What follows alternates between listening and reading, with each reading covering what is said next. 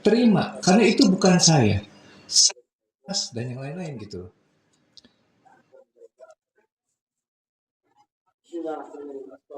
Mengenal Tuhan ya. Bang Ian, terima kasih. Jadi kembali begini. Tadi saya sudah jabarkan ya bahwa hasil identitas yang kita dapatkan dari pengetahuan perjalanan hidup kita tadi, saya orang kaya, saya punya banyak uang, saya segala macam. Lalu kemudian uh, itu menjadi diri kita yang kemudian dilekatkan dengan yang namanya emosi tadi. Kemudahan-kemudahan yang kita ada, ya, itu dilekatkan.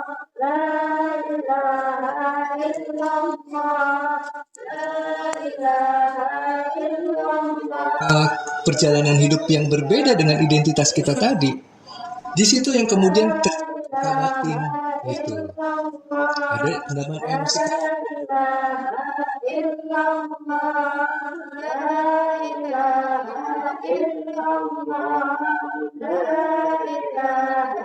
Di sini kita sama-sama belajar, yang saya sampaikan hanya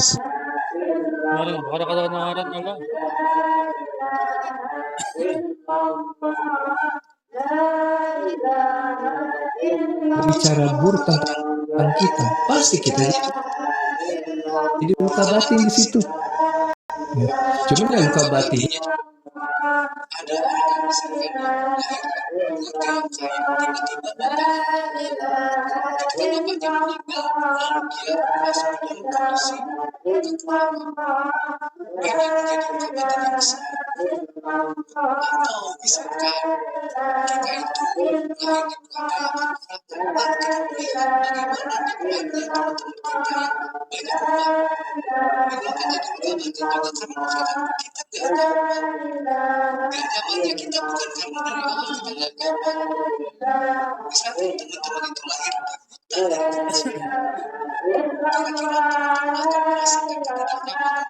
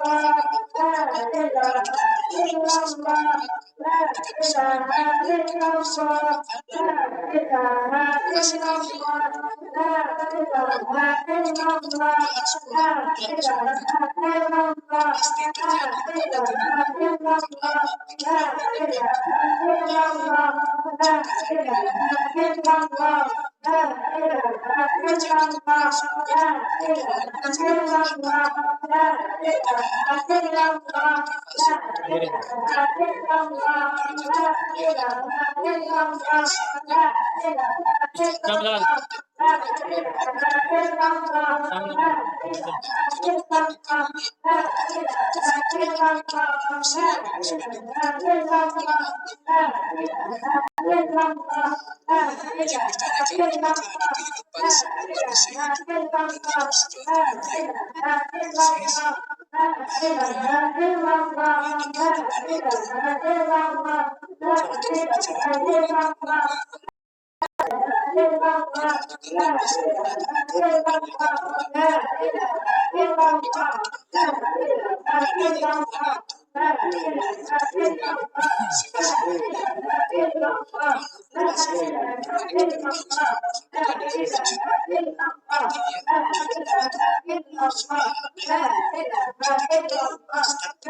teman-teman itu lahir kira-kira akan merasakan kenyamanan itu ketika sesuatu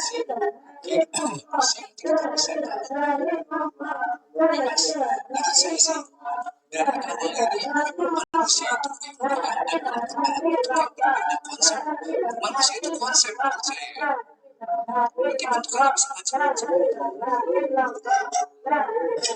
manusia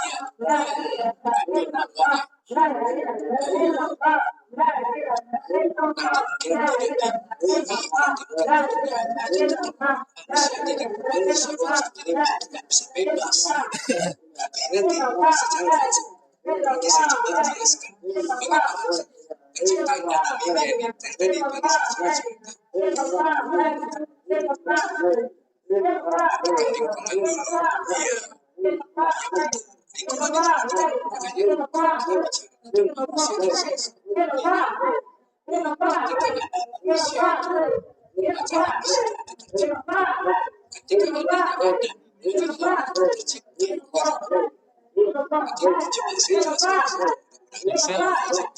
Mas, ada. Ada pedas. Coy, akan terjadi jati diri tapi hasil Iya, jika tidak menggunakan harus di bawah meja. yes kita hanya menggunakan yang kita ciptakan sendiri bagi juga cara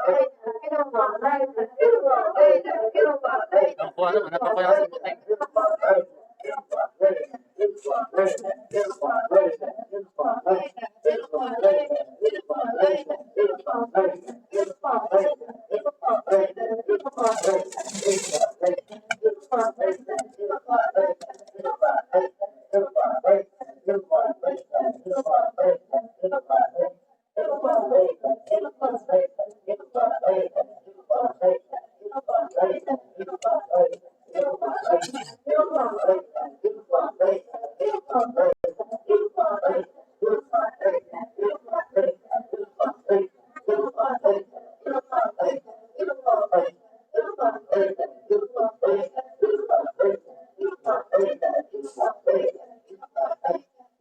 hadir, ketidaknyamanan yang kita rasakan, agar kemudian ketika disaksikan justru ini akan membuka semua tabir dari ilusi-ilusi yang muncul, yang sebenarnya di balik itu ada. Gitu teman-teman ya. Jadi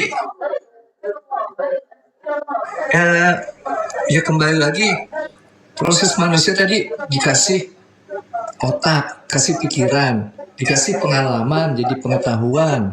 Akhirnya muncul identitas. Ketika kemudian muncul identitas, lalu kemudian identitas ini diperjalankan di dalam suatu perjalanan hidup. Punya peristiwa yang tidak menyenangkan jadi luka batin ini menimbulkan yang namanya emosi. Ya, ini gambaran bagaimana Adam menciptakan Hawa nih sebenarnya gitu ya. Jadi nggak mungkin Hawa ini dalam bentuk keinginan akan muncul ketika tidak ada Adam. Makanya yang muncul tuh Adam dulu, baru Hawa. Ya.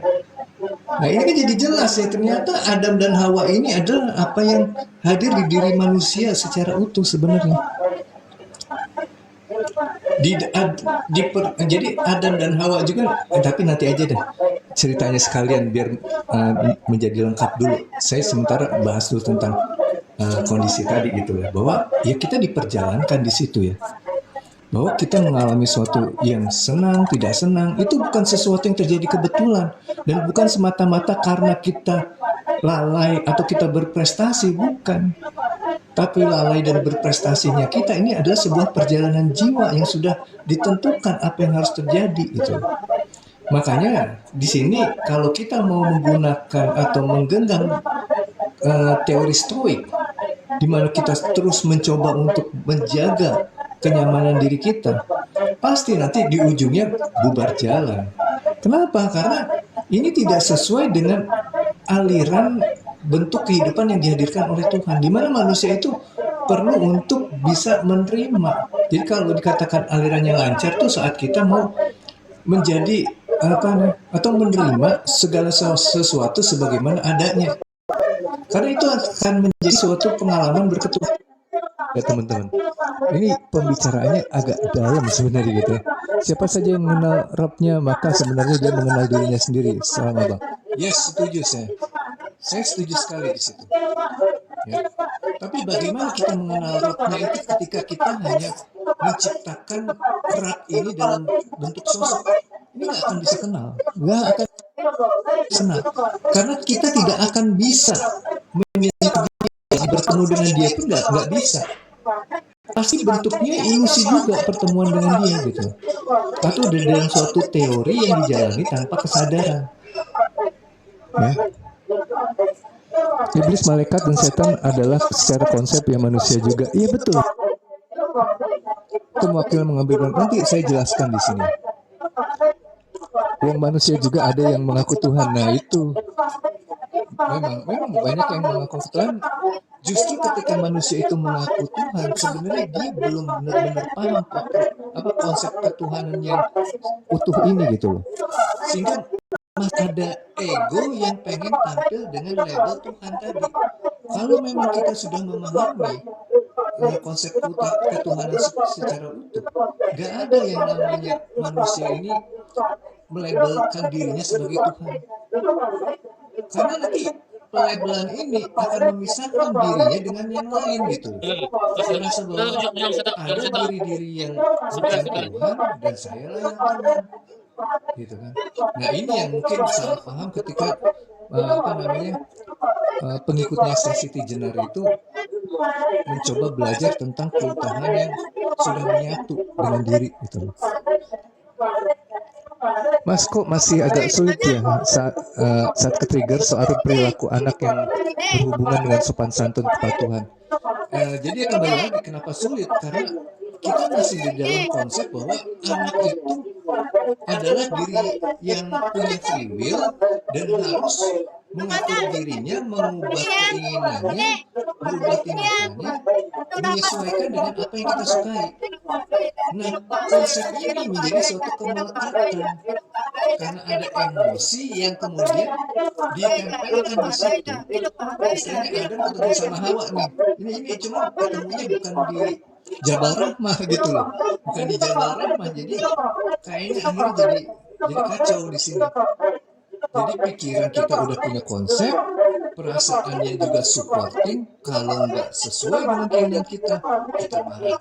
Jadi segala perilaku yang nggak kita sukai itu, ini nggak bisa kita ikhlas menerimanya. Tetap kita menuntut agar anak ini berubah perilakunya. Tapi coba kita pahami pola terbentuknya diri kita. Kalau kita tahu yang melekatkan ini, yang mendorong kita untuk tidak melepas konsep ini adalah emosi, selesaikan dulu emosinya. Dengan cara apa? Dengan cara penyaksian. Karena dengan disaksikan sebuah emosi itu, dia kayak tenaga untuk mencengkram diri kita, untuk mempengaruhi diri kita, atau istilahnya memperbudak diri kita itu terus mengikuti emosi ini. Itu tiba-tiba kayak terlepas gitu. Makanya saya bilang sebenarnya nanti ketika kita menjadi penyaksi, pikiran itu sebagai identitas akan berdiri sendiri atau hadir secara berdampingan dengan kesadaran. Ya, jadi tidak ada yang saling menguasai, adalah pemahaman tentang keseimbangan itu. Semua hadir, tampil, tapi akan menjadi suatu kesatuan yang saling berkolaborasi. Begitu. Jadi kalau di sini coba dirubah dulu, coba banyak belajar dulu tentang bagaimana kehidupan ini secara real dibentuk, dalam arti bagaimana kita melihat suatu pemahaman tentang penyatuan antara ciptaan dan penciptanya. Nanti baru kita bisa merubah ini gitu loh. Karena ketika sudah dapat pengetahuan yang jelas, ini akan menjadi reasoning atau apa istilahnya, alasan agar kita mau menjadi penyaksi. Ketika pikiran ini masih tidak belum luas, perspektifnya masih sempit, maka sulit bagi kita untuk menyaksikan bagaimana. Pasti penyaksian kita yang muncul ego di situ, bukan penyaksian yang dilakukan oleh kesadaran. Begitu. Waalaikumsalam, Teh Yeni. Pagi juga Mbak Vera. Terima kasih Teh Yeni. Izin Bapak yang menggerakkan diri ini, pikiran apa hati Pak? Jadi ada dua tadi kan saya bilang. Dorongan ini bisa dari pikiran dan juga hati. Ini kolaborasi di sini. Ini Adam sama Hawa sebenarnya. Ini Adam sama Hawa gitu loh. Ya. Bagaimana mereka kemudian terinstal oleh pengetahuan si buah kurdi, maka kemudian mereka akan tampil sebagai apa? Gitu. Ketika pengetahuannya adalah pengetahuan yang membuka kesadaran, yang tidak muncul kemelekatan, maka dia akan menjadi malaikat, tunduk patuhnya dalam sikap-sikap yang baik, sifat-sifat Allah yang baik. Ketika dia itu berkolaborasi dengan suatu identitas yang melekat, ini jadi iblis nantinya. Jadi yang namanya malaikat dan iblis itu adalah sebuah kualitas yang dimiliki oleh hasil gabungan antara Adam dan Hawa ini, pikiran dan emosi ini. Gitu, teman-teman. Ya, kalau kita nggak waspada di sini, ya tapi kembali lagi ya, kita tidak ada di dalam posisi menentukan ini. Ini hanya menggambarkan bahwa ada sebuah sistem yang dihadirkan oleh Tuhan, bagaimana kemudian kita itu mendapatkan suatu kondisi-kondisi yang akhirnya biasanya disederhanakannya diminta untuk diterima gitu loh. Tapi kan penerimaannya harus jelas, kenapa kita harus menerima ini. Banyak yang karena nggak paham tentang esensi dari pengetahuan agar kita bisa menerima itu, kenapa, apa manfaatnya, itu akhirnya jadi penerimaannya sifatnya neken gitu loh. Ya. Artinya mengenal Tuhan lewat rasa itu lebih jelas ya kan? Betul, lebih jelas nanti. Betul. Waalaikumsalam Kak Wardani. Terus yang salah yang benar itu sebenarnya siapa Bang? Yang salah dan benar sebenarnya, salah dan benar itu adalah hanya sebuah jalan untuk mengalami pengalaman berketuhanan gitu loh. Jadi kita nggak lagi fokus harus selalu benar, harus selalu meninggalkan kesalahan gitu loh. Nggak begitu konsepnya dalam hidup ini. Benar dan salah memang nanti kita akan diarahkan, oh saya terdorong untuk benar. Sewaktu-waktu nanti tiba-tiba, kok kayak saya nggak bisa benar, kayak saya tuh jadi bodoh, jadi lalai, sehingga tidak mampu untuk melakukan kebenaran gitu. Tapi nanti kan konsekuensinya ini tetap akan membuka rasa gitu loh. Mulai emosi-emosi yang disaksikan. Saya bila disakiti orang lain akan diam dan menjauh agar tidak emosi dan. Nah kalau begini kan Kak Lydia sebenarnya mencoba menggunakan apa namanya survival moodnya gitu ya, supaya saya nggak emosi, nggak menyakiti gitu. Ini menghadirkan keamanan kenyamanan saya. Ini nggak salah, ya nggak salah. Tapi perlu untuk disaksikan dorongan-dorongan yang ingin terus mendapatkan kenyamanan dan keamanan. Agar apa? Agar kemudian ini menjadi sesuatu yang menjadi suatu proses yang bisa melepaskan kemelekatan antara identitas kita dengan kesadaran jiwa kita, gitu ya. Karena kalau enggak, kita terus mencoba mengkondisikan jadi orang baik nih, tidak emosi, tidak menyakiti. Sementara secara sistem nggak mungkin kita nggak punya emosi. Masih ada banyak emosi yang terpendam di diri kita dan itu perlu dirilis. Kalau kita nggak bisa merilis ini tetap akan menjadi api yang akan bisa apa namanya menyala dengan sendirinya. Jadi kan kalau di Quran ada ya, Al-Humazah gitu ya, kalau nggak salah. Api yang menyala dengan sendirinya gitu loh. Karena apa? Masih ada sekam-sekam ini gitu yang terbakar oleh api gitu loh. Api emosi. Nanti dia akan besar dengan sendirinya. Makanya kita harus bisa merilis emosi ini dulu. Caranya gimana? Dengan penyaksian. Begitu. Jadi kita harus bisa jujur dengan diri kita sendiri ya. Izinkan jika teman sejawat toksik, apa yang harus dilakukan Kak? Pertama-tama, teman yang toksik itu sebenarnya dihadirkan sebagai pengingat terhadap emosi yang tersimpan di dalam diri kita. Teman-teman sekarang begini, silakan teman-teman pilih, teman-teman mau tetap ngekip emosi ini di dalam dengan cara menghindari teman-teman yang toksik tadi, atau teman-teman bersedia menerima ketidaknyamanan dari perilaku mereka yang kita katakan toksik, agar kemudian kita bisa merilis emosi yang sudah terpendam ini. Karena dampaknya ketika emosi sudah terilis, sudah berubah kualitasnya dari yang misalkan tadinya takut menjadi damai, maka teman-teman itu nanti akan memiliki energi yang cocok dengan kebaikan-kebaikan, keberuntungan, kemudahan. Ya. Nanti pasti ketika teman-teman terima, maka ketoksikan yang dihadirkan itu udah gak cocok lagi dengan frekuensi energi kita. Maka kita akan terhindarkan secara utuh dari yang toksik-toksik tadi, karena secara frekuensi udah gak sesuai lagi. Energinya udah gak sama. Energi menarik energi yang sejenis. Maka kita akan istilahnya mengeliminasi itu gitu loh, dengan cara kita menerima dulu di awal. Tapi kalau teman-teman itu mencoba menghindar, ya, tidak mau menerima ini dengan cara menjadi penyaksi, bukan menerimanya sebagai ego ya, yang nanti tambah luka. Karena kalau kita menerima sebagai ego tuh nanti kita tetap merasa saya ini terzalimi, saya ini tersakiti. Tapi coba rubah dulu perspektifnya, bahwasanya diperluas dulu, bahwa semua ini sebenarnya dihadirkan hanya perlu untuk disikapi sebagai hidangan dari Tuhan. Ketika kita mau berdamai dengan cara menjadi penyaksi tadi, maka semua akan menjadi suatu keberuntungan bagi diri kita sebenarnya. Toksiknya hilang, kemudian keberuntungannya datang gitu. Nikmat Tuhanmu mana lagi kamu dustakan? Nah itu kan jadinya. Oke, lanjut lagi. Semakin dilawan, semakin menentang arus, semakin ruwet. Iya betul. Ngalir aja. Kak Lydia, saya merasa kehadiran Tuhan melalui karya-karyanya terjadi. Betul sekali. Memang itulah yang dihadirkan Tuhan sebagai perwujudannya di dalam kehidupan manusia, sebagai kenyataan yang sifatnya subjektif. Apapun juga yang muncul kan pasti kita maknai oleh pikiran kita.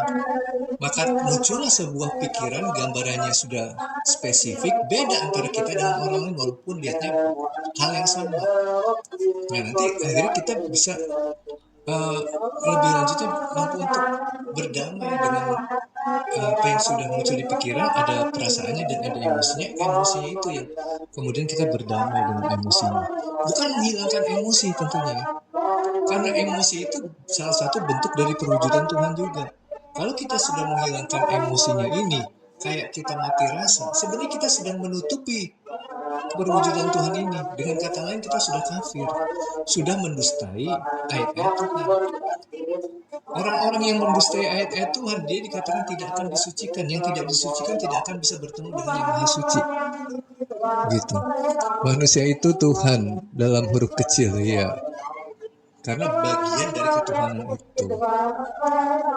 Nah kan ngerasa manusia ada kalanya free will. Nah itu dia, free will itu akhirnya digendong-gendong kemana-mana gitu loh. Free will. Gak sadar, betul manusia itu ada sisi-sisi memutuskan, sisi-sisi memilih, iya. Tapi coba sadari, bagaimana dia bisa memilih. Karena kalau kita tahu sumber kenapa kita bisa memilih, ternyata dari kecil kita sudah dibentuk oleh lingkungan kita. Nggak ada lagi yang mengklaim, ini adalah saya. Maka konsekuensinya akhirnya dipilih-pilih, mana yang nyaman, mana yang nggak nyaman. Yang pilihnya mau yang nyaman, yang nggak nyaman ditolak. Semakin ruwet, akhirnya kita terjebak di dalam keterpisahan dengan Tuhan. Waalaikumsalam, Kak Iskandar. Oke. Waalaikumsalam, Kak Aquarius. Oke, Bang Rahman, menyaksikan dengan ego, menyaksikan dengan kesadaran, cara bedanya gimana? Ketika kita menyaksikan dengan kesadaran, rasa yang kita miliki adalah damai. Kita merasa cukup. Ya. Kita menyaksikan itu udah menjadi, bisa nantinya terjadi penyatuan antara yang menyaksikan dan yang disaksikan gitu. Tapi ini nanti level yang lebih lanjut ya. Tapi sederhananya begitu.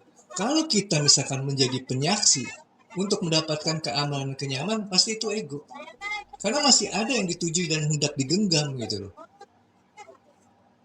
Saya ingin damai. Oh udah, itu pasti ego.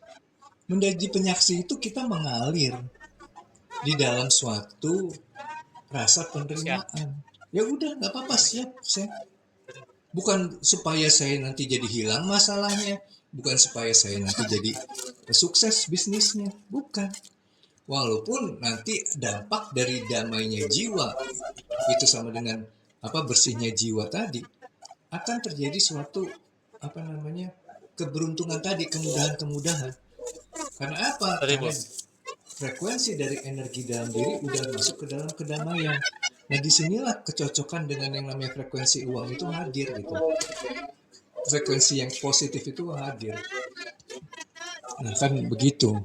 Jadi kembali saya makanya biasa bilang ke teman-teman, coba fokusnya kepada wa inna ilahi roji'unya ini aja gitu loh.